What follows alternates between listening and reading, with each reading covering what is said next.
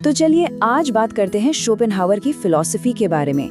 ये एक ऐसा नजरिया है जो हमारी स्वतंत्रता की समझ को एक तरह से चुनौती देता है। अब ये सुनने में थोड़ा डार्क या निराशाजनक लग सकता है, लेकिन यकीन मानिए इसमें एक बहुत गहरी सच्चाई छुपी है जो शायद हमें आजाद कर सकती है। जरा सोचिए, हम सब अपनी जिंदगी में किसी न किसी लक्ष्य के पीछे भाग रहे होते हैं ना। एक अच्छी नौकरी, एक बड़ा घर, एक बेहतर रिलेशनशिप, और मन में यही उम्मीद होती है कि जब वो लक्ष्य मिल जाएगा तो हमें हमेशा वाली खुशी मिल जाएगी। पर क्या ऐसा सच में होता है? तो 19वीं सदी के एक फिलोसोफर थे आर्थर शोपेनहावर, और उनका इस पर एक बहुत ही सीधा सा जवाब था, नहीं, जिंदगी ऐसे काम नहीं करती। बल्कि उनका तो ये मानना था कि खुशी की ये जो हमारी लगातार तलाश है ना, असल में यही हमारे सारे दुखों की जड़ है। तो फिर जिंदगी का मकसद क्या है शोपेनहावर के हिसाब से? कुछ भी नहीं। उनका मानना था कि इस दुनिया के पीछे कोई भगवान या कोई बड़ी योजना नहीं है, बल्कि ये पूरी कायनात एक अंधी बेचैन शक्ति से चलती है, जिसे वो कहते थे द विल। अब ये विल क्या बला है? देखिए, शोपेनहावर के लिए विल का मतलब है जीने की, सब कुछ हासिल करने की और अपनी नस्ल को आगे बढ़ाने की एक कभी न खत्म होने वाली अंधी इच्छा। ये हर जानदार चीज के अंदर है, और क्योंकि हम सब इसी विल का एक हिस्सा हैं, तो दुख यानी सफरिंग हमारी जिंदगी का एक, कह सकते हैं कि इनबिल्ट फीचर है। और ये विल कोई हवाई चीज नहीं है, ये हमारी रोजमर्रा की जिंदगी में नजर आती है, भूख के रूप में, लालच के रूप में, या फिर और ज्यादा पाने की हमारी महत्वाकांक्षा के रूप में। ये वही अंदर की आवाज है जो हमें हमेशा और की दौड़ में लगाए रखती है। तो फिर दिक्कत क्या है इसमें? भाई, इच्छा करना तो इंसान की फितरत है। समस्या बहुत ही बुनियादी है। जब हम किसी चीज को चाहते हैं तो उसका सीधा सा मतलब ये होता है कि वो चीज हमारे पास है नहीं, और यही कमी, यही न होना हमें दर्द देता है। और यहीं से शुरू होता है एक कभी न खत्म होने वाला चक्र। सबसे पहले होती है इच्छा। मान लीजिए एक प्रमोशन की, ये प्रमोशन ना होने का दर्द है। फिर बहुत मेहनत के बाद वो प्रमोशन मिल जाता है, खुशी होती है, पर कुछ ही देर के लिए।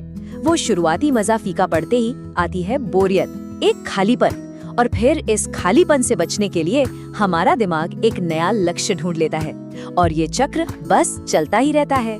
तो सवाल ये उठता है कि अगर जिंदगी ज्यादातर दर्द और बोरियत के बीच झूलती रहती है, तो फिर जिया कैसे जाए? क्या कोई रास्ता है इससे बाहर निकलने का? चलिए देखते हैं शोपेनहावर इस बारे में क्या कहते हैं। तो इस अंतहीन चक्र को तोड़कर शांति पाने के लिए शोपेनहावर ने दो रास्ते सुझाए। एक है कला का रास्ता और दूसरा तपस्या का। अच्छा, इन दोनों रास्तों को थोड़ा समझते हैं। पहला है कला और संगीत। सोचिए, जब हम किसी बेहतरीन संगीत में या किसी सुंदर पेंटिंग को देखने में पूरी तरह खो जाते हैं, तो कुछ देर के लिए हम अपनी सारी इच्छाएं, अपना स्टेटस, अपनी भूख सब भूल जाते हैं। ये विल से एक टेम्परेरी छुट्टी है, एक छोटी सी राहत। और दूसरा रास्ता है तपस्या का, जो कहीं ज्यादा मुश्किल है। इसका मतलब है कि इस इच्छाओं के खेल को ही छोड़ देना, अपनी इच्छाओं को, दुनियावी चीजों को त्याग कर उस विल की पकड़ को ही कमजोर कर देना।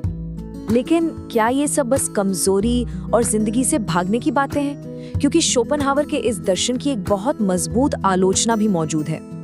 पहले ये समझते हैं कि शोपेनहावर के लिए करुणा यानी कंपैशन बहुत जरूरी थी। उनका मानना था कि जब हम दूसरों का दुख देखते हैं तो असल में हम अपनी ही पीड़ा को उनमें पहचानते हैं। ये हमें हमारी छोटी छोटी इच्छाओं से ऊपर उठने में मदद करता है। लेकिन यही सोच उनकी आलोचना का कारण भी बनी।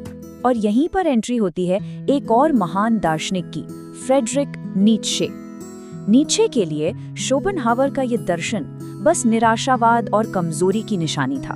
उनका मानना था कि दुख से भागना या इच्छाओं को दबाना ये जिंदगी को नकारने जैसा है।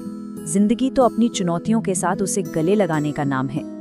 अब इससे पहले कि हम नीत्शे की बात से पूरी तरह सहमत हो जाएं, एक पल रुककर अपनी जिंदगी के बारे में सोचें। हमारी कितनी ही परेशानियां और संघर्ष सिर्फ इस एक गलतफहमी से पैदा नहीं होते कि अगली चीज, अगली नौकरी या अगला इंसान हमारी सारी प्रॉब्लम ठीक कर देगा। क्या शोपेनहावर वाकई पूरी तरह से गलत थे? तो फिर इस पूरी डार्क फिलॉसफी का मतलब क्या है? शायद इसकी असली ताकत इसके अंधेरे में नहीं, बल्कि उस सच्चाई में छुपी है जो हमें आजाद कर सकती है। देखिए, इसका सबसे जरूरी पहलू ये है शोपेनहावर की इस अंधेरी सच्चाई को एक बोझ की तरह देखने के बजाय इसे आत्मग्लानि से मुक्ति के रूप में देख सकते हैं। जब हम ये समझ जाते हैं कि ये पूरा सिस्टम ही हमें हमेशा भूखा, हमेशा असंतुष्ट रखने के लिए बना है, तो हम हर वक्त कुछ कमी महसूस करने के लिए खुद को कोसना बंद कर देते हैं। और शायद इसी समझ में असली आजादी छिपी है।